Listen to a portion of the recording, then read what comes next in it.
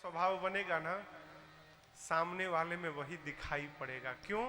वाल्मीकि भरद्वाज जी संशय रखे याज्ञवल्क्य जी के सामने, और याज्ञवल्क्य जी संशय सुन के मुस्कुराने लगे, कहने लगे मैं आपकी चतुराई समझ गया, आपको कोई संशय नहीं है भरद्वाज जी, आप चाहु सुने राम गुण गूढ़ा।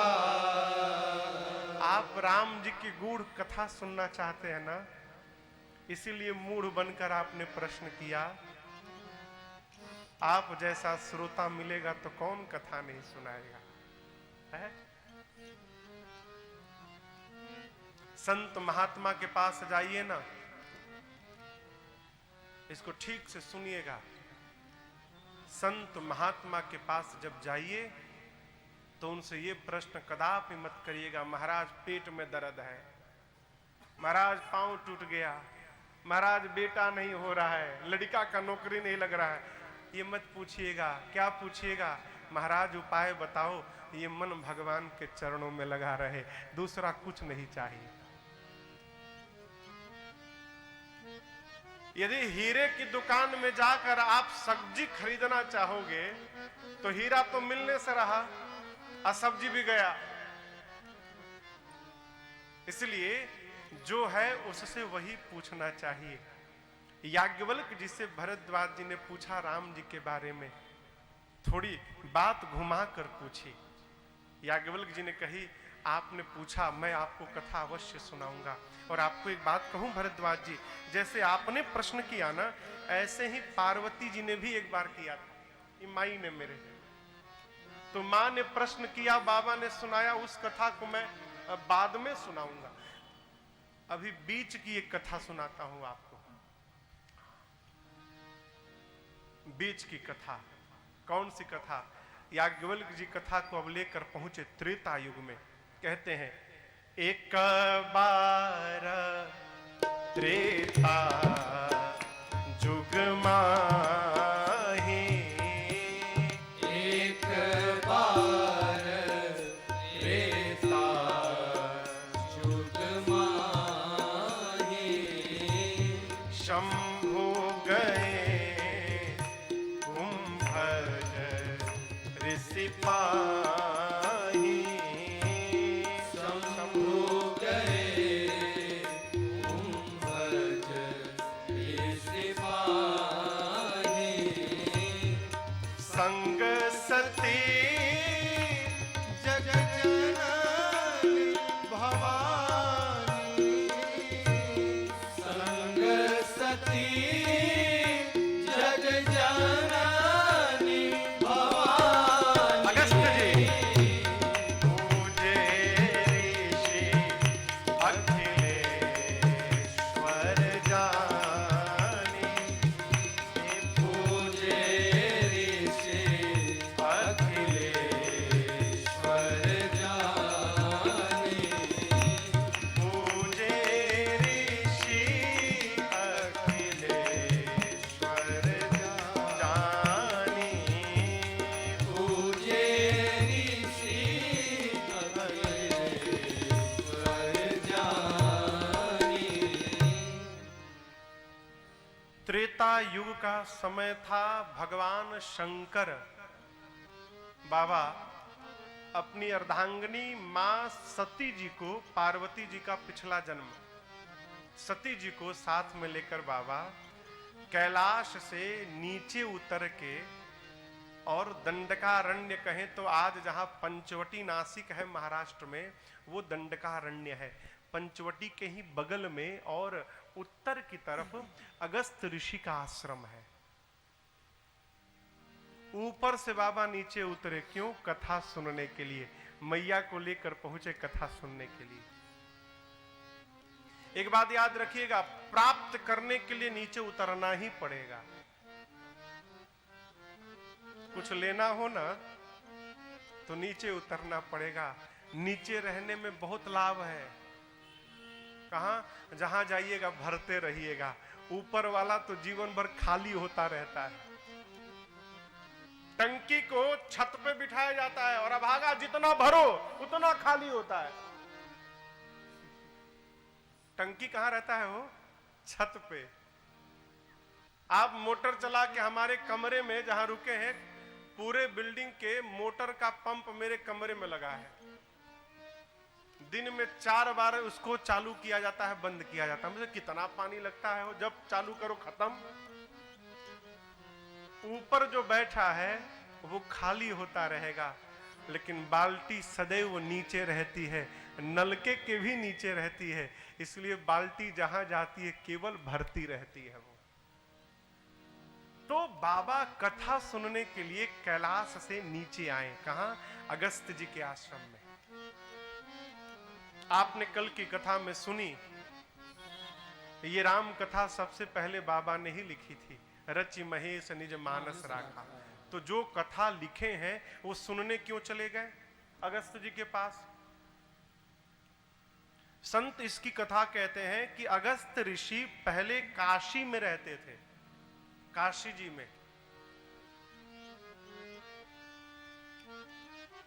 अगस्त ऋषि जितने धरती पर पर्वत हैं सभी पर्वतों के गुरु हैं अगस्त जी। विंध्याचल का नाम सुना है आपने? वहां विंध्य पर्वत है। एक बार विंध्य पर्वत बढ़ने लगा बढ़ने। विंध्य पर्वत, विंध्याचल क्षेत्र का पर्वत इतना बढ़ने लगा कि ऐसी स्थिति आई कि पूरी सृष्टि 2 भाग में बट जाएगी। खड़ा था और बढ़ रहा था। देवता पहुंचे अगस्त ऋषि के पास, जाकर कहे अगस्त जी प्रणाम करके, अगस्त जी आप पर्वतों के गुरु हैं, आपके शिष्य विंध्य बढ़ रहे हैं, उनको मना करिए न बढ़े, रोकिए उनको। अगस्त जी बोले रोकने के लिए यहां से जाना पड़ेगा काशी से। बोले हाँ काशी से तो जाना ही पड़ेगा। अगस्त जी बोले काशी का कौवा भी काशी का त्याग नहीं करता, तुम मुझे काशी छोड़ने के लिए कहते हो, मैं छोड़ के नहीं जाऊंगा। देवता पहुंचे विश्वनाथ जी के पास, शंकर भगवान के पास। बाबा दया करिए प्रभु, आप ही के नगर में अगस्त जी हैं, उनसे निवेदन करिए जाकर अपने शिष्य को रोक ले। शंकर भगवान पहुंचे अगस्त जी के पास। अगस्त जी ने प्रणाम किया। बाबा ने कहा जाइए रोकिए। अगस्त जी ने कहा प्रभु काशी छोड़ने के लिए आप बात कर रहे हैं? बाबा ने कहा मैं आपको वचन देता हूं, मेरे कहने से आप जाइए। आप धरती के जिस कोने में रहिएगा, एक दिन सपरिवार मैं आपके पास आकर और आपके मुख से भगवान की कथा को श्रवण करूंगा, ये मैं वचन देता हूं आपको। वही अगस्त ऋषि गए। जैसे विंध्याचल के पास, विंध्य पर्वत के पास पहुंचे, खड़ा था, झुक के प्रणाम किया। झुक के प्रणाम किया और प्रणाम करके बोला गुरुजी आज्ञा करिए। गुरुजी बोले जैसे झुके हो ऐसे झुके रहो, कब तक? जब तक लौट के ना आ जाऊं। जब तक मैं लौट के ना आऊं ऐसे झुके रहना। अगस्त ऋषि विंध्य पर्वत को बोलकर दंडकारण्य पंचवटी के पास गए और वहीं रह गए। आज तक लौट कर नहीं आए और विंध्य पर्वत आज तक गुरु आज्ञा मानकर उसी तरह झुका पड़ा है, आगे नहीं बढ़ा। तो जो वचन दिए थे शंकर भगवान, उसी वचन को पूर्ण करने के लिए सती जी को साथ में लेकर बाबा अगस्त जी के द्वार पर पहुंचे। अगस्त जी ने कुटिया के द्वार पर जब बाबा को देखा ना, है कौन होगा वो? सवेरे सवेरे अचानक द्वार पर साक्षात भगवान शिव आ जाए और वो देखकर पागल न हो जाए। है? अगस्त जी नाचने लगे, बाबा आ गए मेरे पास। ले जाकर बिठाएं, दिव्य आसन पर बिठाएं, पांव धोए, लगे पूजा करने। शंकर भगवान तो अगस्त जी की स्थिति को समझ रहे थे, लेकिन सती मैया साथ में। सती मैया सोचने लगी कि हम कथा सुनने वाले श्रोता हैं, ये कथा सुनाने वाले वक्ता हैं। पहले तो स्थान गलत है, वक्ता को ऊपर बैठना चाहिए, श्रोता को नीचे बैठना चाहिए। तो यहाँ श्रोता ऊपर बैठा है, वक्ता नीचे बैठ गया। और ये हम लोगों की पूजा कर रहे हैं, इनकी पूजा हमको करनी चाहिए। इसका मतलब है कि इनका ज्ञान जो है ना, हम लोगों के ज्ञान से थोड़ा कम ज्ञान है इनके पास। जिसके पास ज्ञान ही कम है वो कथा क्या सुनाएगा। शुरू होने के पहले ही मन में ये बात बैठ गई कि ये क्या कथा सुनाएंगे। और ध्यान रखिएगा, यही नहीं, कहीं भी आप कथा सुनने गए, सत्संग में गए, और यदि प्रारंभ होने के पहले ही आपके मन में आ गया कि इनको तो मैं अच्छी तरह से ये क्या कहेंगे, हम तो जानते हैं इनको, तो फिर भगवान मालिक हैं आपके।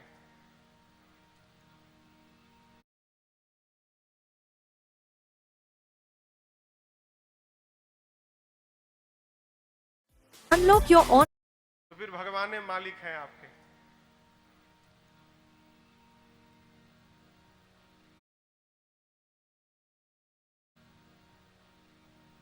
बड़ा वही है माई बाप जो सब में बड़प्पन का दर्शन करता है। समुद्र में नदियां आकर मिलती हैं, लेकिन समुद्र ने कभी भी ये शर्त नहीं बनाया कि हमारे में जो नदी आकर मिलेगी उसका जल निर्मल होना चाहिए। बनाया क्या? समुद्र ने कभी ये नहीं कहा कि मेरे में जो आएगी बड़ी नदी आनी चाहिए। हाँ, महानदी से छोटी कोई नदी को हम स्वीकार नहीं करेंगे। समुद्र ने कहा क्या? नहीं, समुद्र के पास जो भी नदियां आए स्वागत है। भगवान का भक्त भगवान की कथा से मतलब रखता है, कथा कहने वाले कथावाचक से मतलब नहीं रखता। बड़ी कड़वी बात, कई लोगों को बात बुरी भी लग जाएगी, क्षमा चाहता हूं। कह दे, बुरा नहीं मानेंगे ना? सुंदर कांड में ले चलूं आपको। प्रभु मुद्रिका हनुमान जी मेली मुख माही। राम जी की अंगूठी श्री हनुमान जी मुख में लेकर गए थे। अशोक वृक्ष के ऊपर श्री हनुमान जी महाराज बैठे हैं, नीचे मेरी मां बैठी हैं। मां व्याकुल है। अरे देखी परम बिरहाकुल सीता, सो क्षण कपिहि कलप सम बीता। मां के व्याकुलता को देखकर श्री हनुमान जी बेचैन हो गए। जो अंगूठी मुख में लाए थे ऊपर से नीचे डाल दिए। मां ने देखा, दौड़कर मां ने अंगूठी उठाई। अरे ये तो प्रभु की मुद्रिका है, यहां कैसे आ गई? मुद्रिका अजय है, कोई जीत नहीं सकता। माया से ऐसी मुद्रिका बनाई नहीं जा सकती। ये यहां आई कैसे? हनुमान जी महाराज लगे कथा गाने। ऊपर से पूरी कथा सुनाए, वहां तक की कथा गा के चुप है। मां ने कहा, भाई जिसने मेरे कानों को ये अमृत पान कराया भैया, ओए भैया, वो हमारे सामने क्यों नहीं आते हैं? हनुमान जी सोचे कि मैं इनका बेटा हूं और ये मुझे भाई बना रही हैं। परिचय बताना चाहिए कि मां मैं आपका भाई नहीं, आपका बेटा हूं। जैसे मां ने भाई कहा, हनुमान जी ऊपर से नीचे कूद गए। मां ने कहा, भाई हे कथावाचक भैया, यही न कही होंगी, श्रवणामृत जही कथा सुहाई, कही सो प्रगट होत किन भाई। हे कथावाचक भैया, आप कौन हैं? मेरे सामने क्यों नहीं प्रकट होते? हनुमान जी कूद गए। जब हनुमान जी ऊपर से नीचे मां के सामने कूदे तो मां ने क्या किया? फिरी बैठी मन विस्मय भय। मां ने अपना मुख पीछे घुमा लिया। आप किसी के सामने जाएं और वो आपको देखकर अपना मुख मोड़ ले, कैसा लगेगा हो? हनुमान जी अपने मन से नहीं गए, बुलाया गया तब गए। नहीं तो वो वहीं से जाने वाले थे। मां को देख लिया, देखकर सूचना देनी थी, लेकिन मां ने बुलाया तो कूद पड़े, और जैसे कूदे तो मां ने मुख घुमा लिया। हनुमान जी बोले, बस बस, एकदम सही काम किया मां, आपने एकदम उचित काम किया मां। आपने जो किया ना, यही करना उचित है। जो कथावाचक कथा सुनाए उसकी कथा से मतलब रखी जाए, कथावाचक से कोई मतलब न रखा जाए। आज क्या है, कथा गई, हम कथावाचक के पीछे दौड़ते, कथा से कोई मतलब नहीं। राजन से कुछ नहीं बनने बिगड़ने वाला, राजन से कुछ होने वाला नहीं है। ये तो जीव है, हो कब बिगड़ जाए कोई भरोसा नहीं जीव का। लेकिन एक बात कहूं, राजन जिस राम की कथा सुनाते हैं ना, उस राम की कथा से जीवन का उद्धार हो जाएगा।